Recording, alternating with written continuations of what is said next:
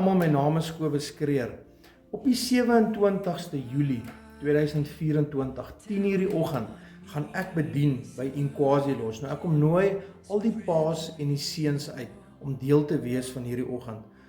Die Heilige Gees het my woord gegee rondom restaurasie wat gebring moet word tussen paas en hulle seuns, sodat die verhouding tussen hulle en God die Vader herstel kan wees. En ons weet ons dien 'n God, 'n Vader van liefde. Ons gaan praat rondom ons as vaders. Wat is ons rolle as koning in ons gesinne, as priester en ook as profeet? Nou, ek kom nooi julle elkeen hartlik uit. Dis gratis. Dis by nommer 423 Kameeldrifweg, Rodeplaat Oos, en dis 10:00 die oggend. Ek sien julle dan. Totsiens. Sê my, hoe sê